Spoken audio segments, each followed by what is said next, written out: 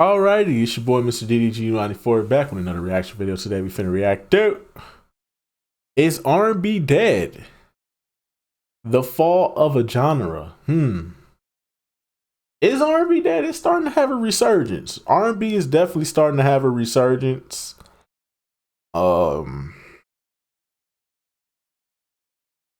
We just need more male R&B artists out there. Chris Brown and Usher can't just be the only ones holding it down. It's got to be more. Like, we need more Weeknd. We need more Bruno Mars. We need more Anderson .Paak. We need big names to step up to the plate, man. And we can't just keep leaning on Chris Brown and Usher forever. We need new faces, dog. You know what I'm saying? Tyrese is trying, but we ain't asked for no Tyrese. We ain't asked for no Black Tie. Ain't nobody trying to listen to no Black Tie. I'm sorry. You know, Genuine, where you at, bro? Come on, bro. You had all that, we had all the memes floating around in 2022, dog. All the memes of you doing the jump on it, my body. Come on, dog. Where was you at? Why you ain't capitalized, dog? You could have came out with a banger, dog. Could have came back. The game needs you, dog.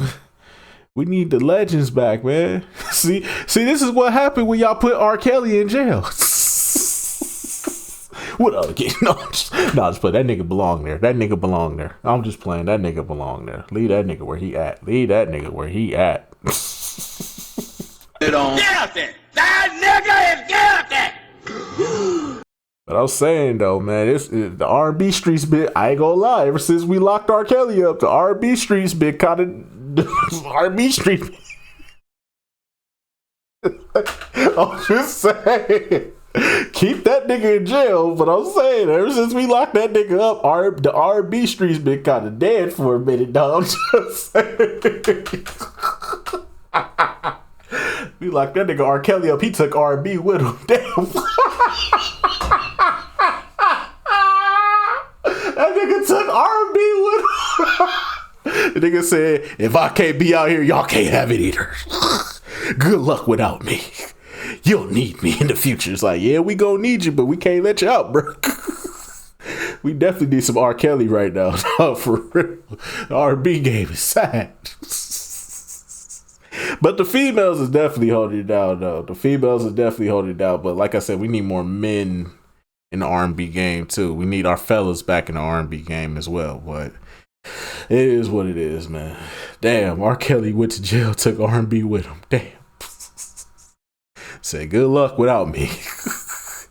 I'll be in here for life. And I'm taking R&B with me. Not the R&B. Yup, taking it with me. During the summer of 2004, Usher was riding the peak of his success with his fourth studio album, Confessions. Just a few months earlier, the lead single from that album, Yeah, went on to become the best-selling record of his career. The follow-ups, Burn and Confessions Part 2, both ascended to the top of the Billboard Hot 100, making him the only artist in history to earn 3 consecutive number ones on the Hot 100 airplay. Besides the R&B superstar dominating the radio, he also achieved groundbreaking album sales, with debut figures slightly surpassing 1 million.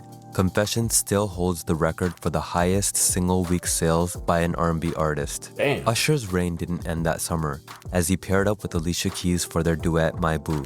After logging 6 weeks atop the Hot 100, the singer spent a total of 28 weeks at number 1. In other words, Usher held the top spot for more than half of 2004. Damn. It's no wonder why the New York Times declared 2004 the year of Usher. However, although the singer's success was exceptional, it's impossible to separate the legacy of R&B music during the 2000s and 1990s from his achievements. Just a year earlier, the music of Beyoncé and Alicia Keys was all over television and radio. Most definitely. Following the year of Usher, the torch was passed to Mariah Carey as her single We Belong Together not only became the song of 2005, but also the song of the decade. It's difficult to think of how vastly R&B's mainstream. But they forgot about Chris Brown, though. The torch was also passed to Chris Brown, too. Chris Brown was running shit in 2005, too. Don't forget about Jamie Foxx. Jamie Foxx had it in 2005, too. Come on, man. DJ, won't you play this girl a love song? Appeal has changed since these times. Most certainly, the genre continues to have lasting influence with the help of modern stars including The Weeknd, SZA, Giveon, Summer Walker, Jhené Aiko, and countless others. Yet one can't help but to feel that despite the success of the aforementioned musicians, the impact of R&B music seems to have diminished. In this video, we will explore the pinnacle years of R&B, making it abundantly clear that the genre has significantly waned in popularity. We will compare and contrast the trajectory of decades past to the current state of the genre. So without further ado, let's begin. In 2021, there were all but 2 R&B influenced songs that reached the top spot on the Hot 100. Silk Sonic's Leave the Door Open and Justin Bieber's Peaches featuring Daniel Caesar and Giveon helped R&B maintain its mainstream appeal. Now, this doesn't mean the genre's influence is limited to #1 singles, but we'll later find out that this achievement was much more frequent in decades past. In recent years, Ariana Grande and The Weeknd have also had their fair share of chart-topping hits. Nevertheless, it's quite evident that many of these Nigga, get Ariana Grande up out of here. What the fuck is you talking about, nigga? What the fuck?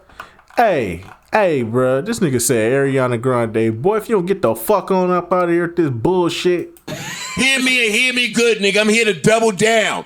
That shit is a 2-pack of ass. The fuck are you talking about? That shit stinks. John in Tennessee, go ahead. What you want to say? That shit is fucking trash, dog. Get the fuck off the airwaves. Oh, come on, man. Hell no. Trash ass nigga. In Jesus' name, fuck this nigga. singles are a hybridized version of R&B and often lean towards pop and trap sonics. The following songs are the very few R&B influenced cuts that have reached the summit in the past decade. Ariana Grande's Thank You Next, The Weeknd's Heartless, Starboy, and The Hills, Bruno Mars' That's What I Like, John Legend's All of Me, and Robin Thicke's Blurred Lines. Audiences and critics also point out that many of the artists who benefit from this genre blending are non-black. Considering the origins and history of R&B music, this whitewashing is cause. Hey, we will let Bruno Mars slide. Hey, black people, we'll let Bruno Mars slide. Bruno Mars got them hits, bro. Hey, I think I speak for the black delegation when I say we let Bruno Mars slide. Ariana Grande, you get the fuck up out of here. Justin Timberlake, you had your run, but yeah, we ain't listening to you no more, bro. We good on you, bro. You had your run. It's over with. Get up out of here. Go hang with Diddy, bro. I know you don't want to be around him, but hey, you might as well, bro. See if you can get your career back on track. For concern. Musicians such as Her, Kehlani, Party Next Door, Bryson Tiller, SZA, Jhené Aiko, and Summer Walker repeatedly release music that is arguably just as good, if not better than many of their more successful non-black counterparts. Yet none of these artists had careers comparable to the likes of Ariana Grande. Look who you comparing them to. Justin Bieber has a fucking movement. Bruno Mars actually makes fucking hits. And Ariana Grande is a pop star. So, my nigga, this is a bad, you starting off with a bad example right here, bro. Grande, Bruno Mars, or Justin Bieber.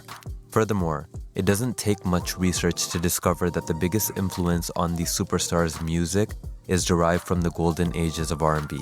After all, some may remember that Bieber was originally introduced to the world by singing Usher's You Got It Bad, Chris Brown's With You, and Justin Timberlake's Cry Me a River during the early days of YouTube. When asked about her musical influences, Ariana Grande once stated, "I love Mariah Carey. She is literally my favorite human being on the planet." And well, duh. She sings just like Mariah Carey, even though we'll never put her in the same realm with Mariah Carey, but still. Of course, Whitney as well. As far as vocal influences go, Whitney and Mariah pretty much cover it. With that said, in order to truly understand how R&B music has gotten to its current state, let's first examine the genre. And to be fair, a lot of these artists that you see on the screen right now, they don't really have great vocal range. I'm sorry, but none of them have great vocal range. Okay, Giveon, we'll take him off the list because Giveon got very good vocal range.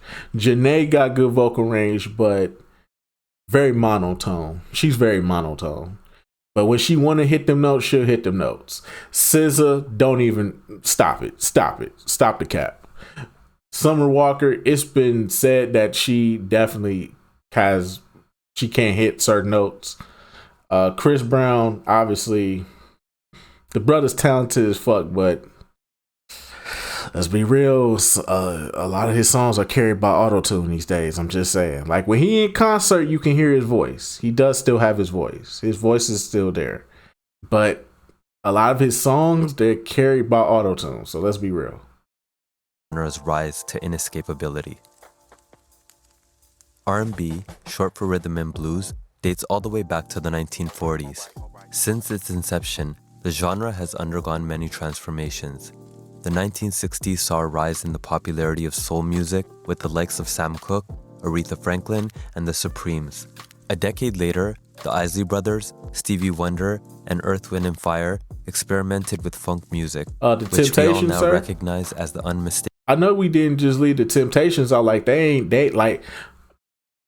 I know David Ruffin somewhere. Like, I know y'all. I know y'all ain't just disrespect me like that. They come to see you, Otis. David Ruffin somewhere upset right now, throwing a hissy fit. They come see you, Otis.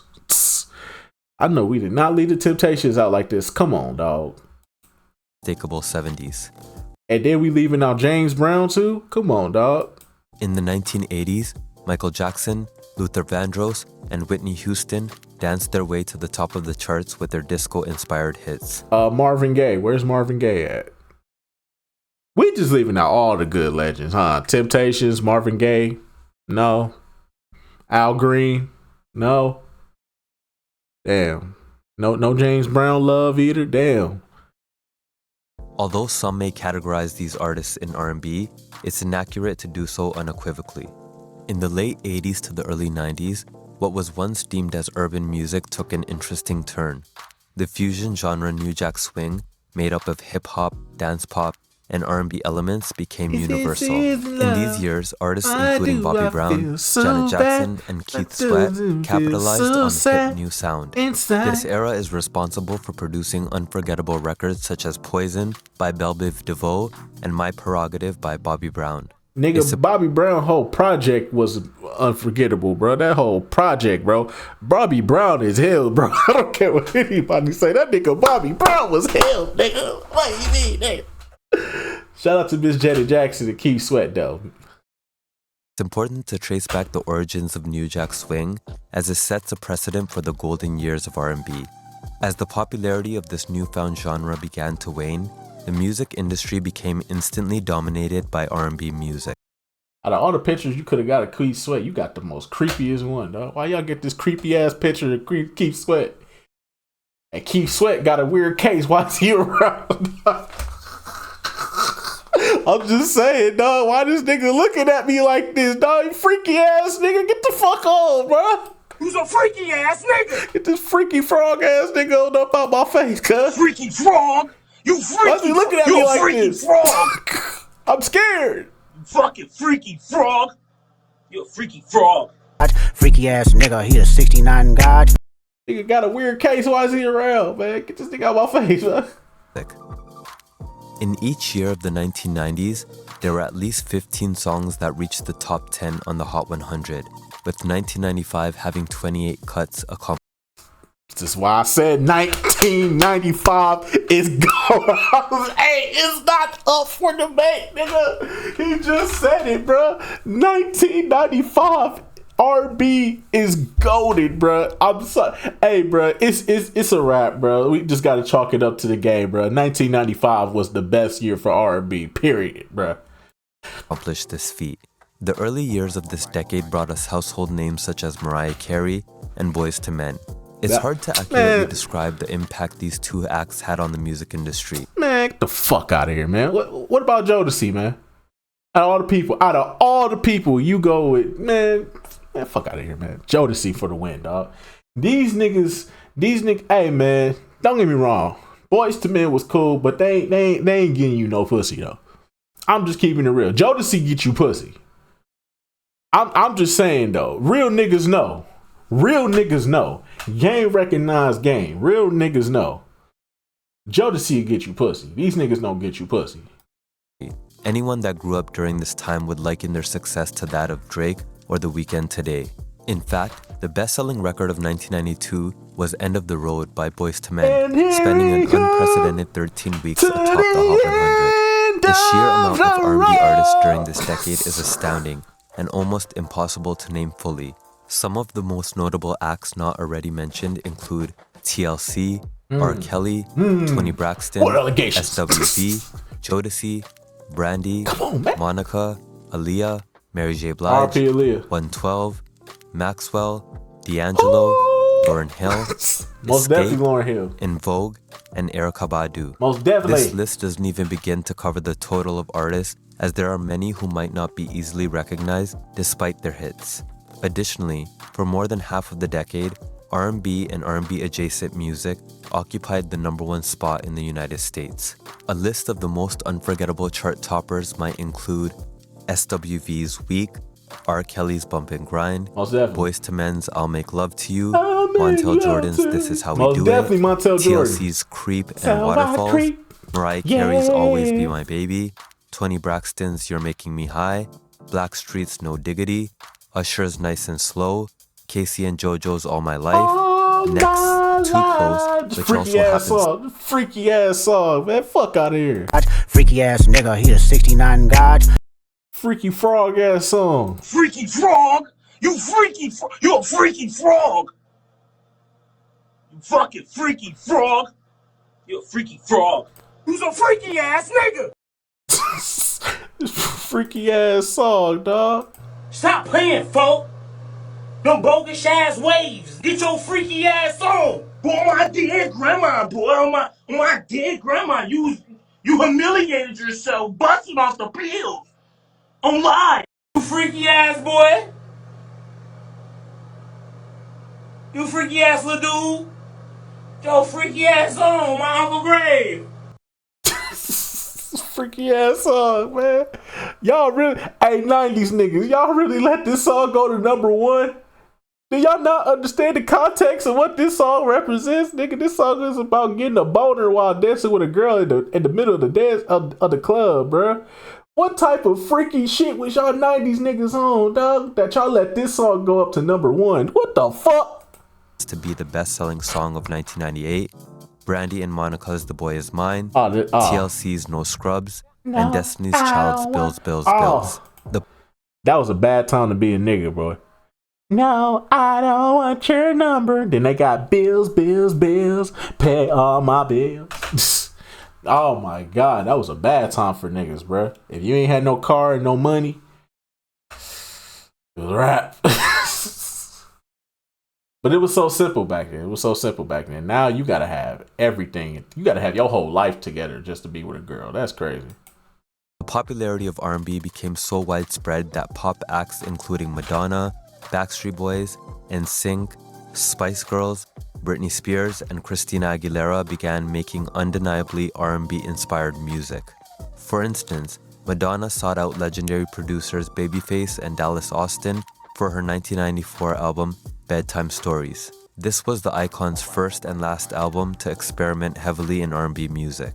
Moreover, songs including Quit Playing Games with My Heart by Backstreet Boys, Too Much by Spice Girls, and What a Girl Wants by Christina Aguilera are technically classified as pop and R&B. Another major indicator of R&B success during the 1990s was the frequency of gold and platinum certified albums. In the United States, a gold certification signifies 500,000 units sold, while platinum status represents 1 million copies sold. Well, nowadays that's 100,000 units, 250,000 units. I think you have to reach like 1,000. I think you have to reach like 500,000 at this point to reach multi-platinum, and diamond is like 1 million. I believe now. I think it's changed now because of the fact that you stream more than you buy albums. So buying albums is no longer a thing because you can just stream them now. During the decade, the Recording Industry Association of America awarded an average of 9 R&B albums with gold or platinum status per year. In the 2010s, that average decreased threefold to merely 3 R&B albums per year. Damn. It's worth mentioning that the algorithm for recognizing gold and platinum status has changed in recent years. However, despite the RIAA changing its formula to adapt for streaming, R&B albums are still certified at a lot lower rates than decades past. The best-selling R&B albums of the 90s were as followed: The Bodyguard soundtrack, Most definitely. Boyz II Men's 2, Okay. Mariah Carey's Music Box, Most definitely. Daydream, Most and her definitely. self-titled debut, Most definitely. TLC's Crazy Sexy Cool, As it should be. Boyz II Men's Coolie High Harmony, All right. Destiny's Child's Writings on the Wall, Obviously. Lauryn Hill's The Miseducation of Lauryn Come Hill, on, man. That's a GOAT. Toni Braxton's Secrets, Most definitely. R. Kelly's R, Yes, sir. and Toni Braxton's self-titled debut. All of these albums were accompanied by massive hit singles that are responsible Damn, dog. Where Jodeci at? Where Jodeci at? Please. Still, I don't care what y'all say. Y'all can bring up this argument all day, but Boyz II Men got more hits than Jodeci. You still don't get no pussy off Boyz II Men. Stop lying. You get pussy off Jodeci, nigga. Stop lying, bruh. It's not. I don't make the rules, bruh. I don't make the rules, bruh. It just is what it is. Be real with yourself. R. Kelly gonna get you the pussy. Jodeci's gonna get you the pussy. Yeah, who else can get you the pussy? I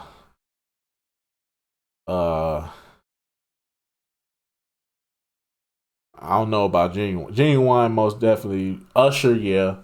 Usher and Genuine to get you the pussy, but not like Jodeci could. Not like Jodeci and R. Kelly could. R. Kelly and Jodeci, hands down, would get you the pussy off rip. I don't think y'all understand, bro. Boyz II Men is making music for when you're fucking. That's the music that you listen to when you're fucking. R. Kelly and Jodeci is the music you listen to so that way you can bag the girl. You gotta bag the girl first in order to, you know what I'm saying? Like, come on, dog. I don't make the rules. I'm just teaching y'all the game. It's all part of the game, man. Cause you already know I'm a player from the Himalayas. Come on, bro. Oh boy, no. responsible for shaping one of the most memorable decades of music history. Many may have thought that the prevalence of R&B music would have declined at the turn of the century. Nope. Yet in some ways, the genre only grew to become even more popular. Exactly. In the late 90s, hip-hop The 2000s, like R&B was like just, oh my God. Y'all had to be there, bro, for the 2000s, bro. The 2000s R&B, bro, it hit differently, bro. and R&B music became almost inextricably linked. The featured guest rap verse was so ubiquitous that it began to become expected. Similarly, many rap songs featured an R&B singer on the hook. During the early 2000s, we were introduced to superstars including Alicia Keys and Ashanti. And of course, no one can forget Beyonce and Justin Timberlake's rise to solo stardom. It was during this era that audiences also witnessed the apex of many artists' careers, such as Destiny's Child, Jennifer Lopez, and Usher. In the mid-2000s, we became familiar with the likes of Rihanna, Chris Brown, Neil, and Ciara. The combined efforts of these artists, along with countless others, sustained R&B's impact during this decade. When compared to the 90s, the average amount of top 10 hits per year actually rose from 15 to 19. Also, Don't tell me the 2000s is not goated. Don't ever in your life tell me that the 2000s is not goated, bro. The 2000s is the most goated decade, period. It's not up for discussion, bro. Stop playing with me, dog. Stop playing with me.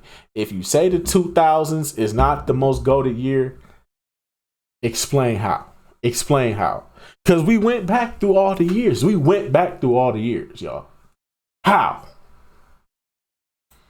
just like the previous decade, R&B music occupied the #1 spot on the Hot 100 for more than half the decade.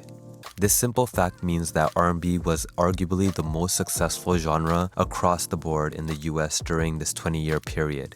Some of the most notable chart-topping hits of the 2000s not already mentioned include Destiny's Child's Say My Name and Oh, Independent Women, Yep.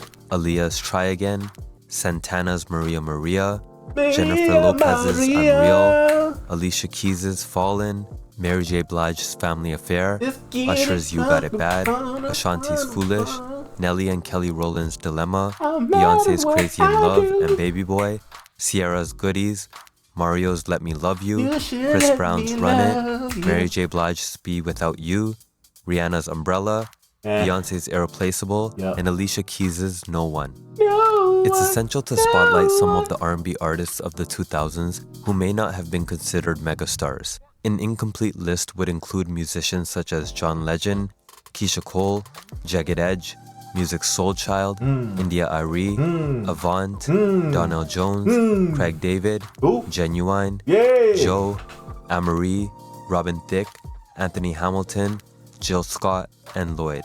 Highlighting these performers is necessary because they showcase the breadth and diversity of R&B acts during this decade. Each one of the aforementioned artists earned their fair share of hit singles and platinum albums. Their presence was also a signifier of the multiple tiers that inhabited the urban music landscape. In contrast, today's hit-producing stars are vastly limited. This is evidenced by comparing the average of gold or platinum albums per year during the 2000s and the 2010s. The former decade certified approximately 11 albums per year, while the 2010s saw 3 albums achieve this feat, as mentioned earlier. The best-selling albums of the 2000s include Usher's Confessions, Most definitely. Alicia Keys' Songs in A Minor, A minor. Mariah Carey's The Emancipation Yes, of sir. Mimi, Sisqo's Unleash the Dragon, Down, down, Beyonce's down, down. Dangerously in Love, Yep. Usher's 8701, Yep. Alicia Keys' The Diary of Alicia Keys, Justin Timberlake's Future Sex Love Fuck Justin Sounds, Timberlake. Destiny's Child Survivor, R. Kelly's TP2.com, What allegations? Justin Timberlake's Justified, Oh my and Alicia God. Keys' As I Am. These were just a fraction of the albums and artists that defined the 2000s as the last decade to be truly commanded by R&B. Fuck Justin Timberlake. Fortunately, R&B music is far from an endangered genre. Instead, a lot of the most exciting acts tend to straddle the line between niche status and mainstream visibility. Most urban music enthusiasts are somewhat familiar with artists such as Brent Faiyaz, Ari Lennox, Snow Allegra, Masego, Georgia Smith, Lucky Day, Kali Uchis, Who? Sir, Neo, Victoria Monet, and Kiana Lede. Who? In many respects, these musicians are producing some of the most quality records in R&B music. The question is, will their music ever ascend to the popularity of their predecessors? Perhaps R&B is experiencing a fall from grace, much like rock music over the past 20 years. Or maybe the pendulum will swing back in R&B's favor, similar to the resurgence of disco and funk music. Only time can reveal the fate of such a beloved style of music. Thank you for watching, and if you enjoyed this video, feel free to like, comment, and subscribe. Most definitely, man. We definitely need the R&B to step it up, man. Cause y'all gotta understand, man. It's such a golden genre. We don't want to see it die, but it cannot be carried by the past legends. It can't. It cannot be carried by Chris Brown and Usher. It can't. It has to usher in a new era, man. But the thing is, these niggas are boring. These niggas are boring. They make too much depressing as R&B music. Bro, I keep telling y'all, the essence of R&B music is a simple formula. I don't know where it got lost in translation. We don't get no Dirty Mackin songs no more. We get hella super freaky songs now. We get hella freaky songs. Hey, listen, bro, I'm all for the freaky deakiness, but y'all gotta move on from the freaky deakiness and get back to the real nigga shit. The relationship shit. Y'all gotta get the marriage. We don't have no songs for the marriages no more. We ain't got no songs for the funerals no more. Come on, dog. It always used to be a song for the funeral, bro, where y'all could sing y'all hearts out and cry y'all tears out about losing a loved one, dog. We don't get the funeral songs no more. We don't get the motherfucking we still get the party bops, you know what I'm saying? We still get the party bops every now and again, you know what I'm saying? Yeah, we still get the party bops every now and again, but we don't get a lot of what made R&B R&B. R&B is the job. This is how we talk to the women. This is how we get the women. No, this is how we pull up on the women. This is where a lot of us get our game from. This is where we get our little scripts to talk to these women with.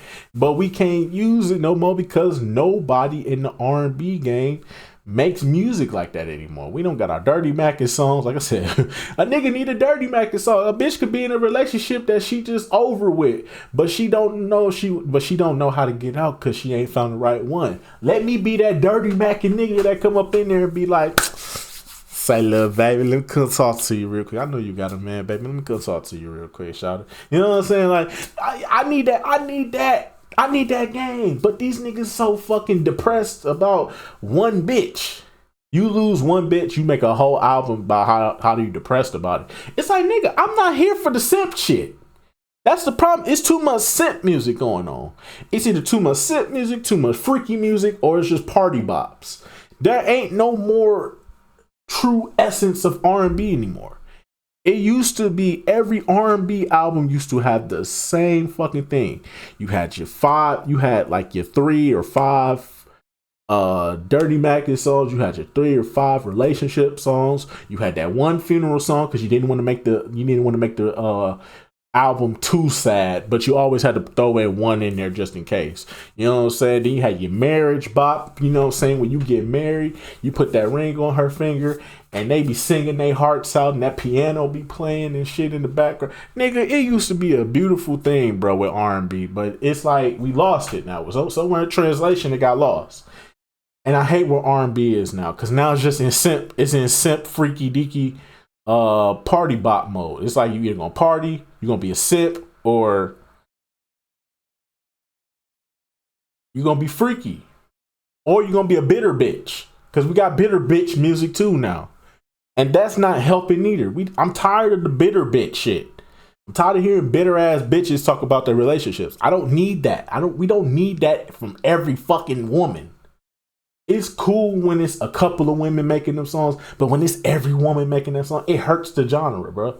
R&B is just hurting itself at this point because it's not a variety anymore. Everybody's in the same boat. It's the same slad soul songs. It's the same Afro beat songs. It's the same Metro on the beat, DJ Mustard type of Tay Keith type of beat. That's getting the party jumping and shit. It's the same exact shit. It's the rinse, recycle, repeat formula. And that's what's killing the genre. That's what's really killing the genre, bro. If we could get back to if people can make a main variety of just pure R&B albums, I think we can get back to a great state with R&B. But it takes the artists to actually learn how to do that shit. And these artists don't learn how to do that shit because they more concerned with their money and their status than actually just making a good fucking product. And that's the problem, dog. They here today, they gone tomorrow. And that's why we gonna just keep leaning on Chris Brown and Usher. And it's sad. It's fucking sad. But anyways, though, that's just gonna about do it for this one, man. I will see you all in the next video. Till then, peace out, man. RP to R&B, dog. It's not getting any better, bro. Let's just be real.